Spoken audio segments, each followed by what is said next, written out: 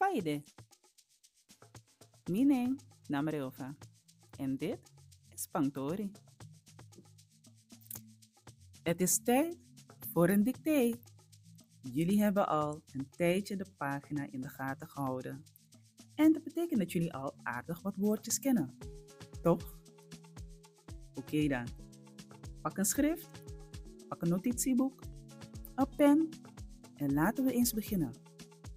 Contest a konisa abi. Ik zeg de zinnen in het Nederlands.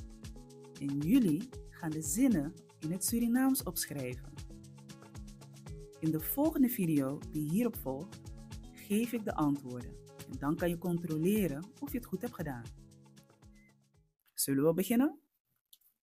Zin 1. Ik heb 32 tanden. Zin 2. Heb je geen andere mes? Zin 3. Waar kom jij vandaan? En zin 4. Mijn moeder zet mascara voor haar wimper. Het is niet erg als je niet alle woorden weet of de zinstructuur nog niet helemaal goed hebt.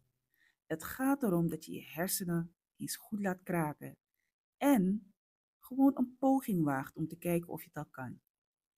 Onthoud, de volgende video geef ik de antwoorden. Succes!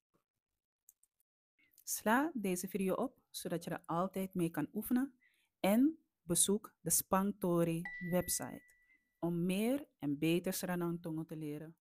Volgende keer zie ik je graag weer terug bij Spangtori en Tamboen.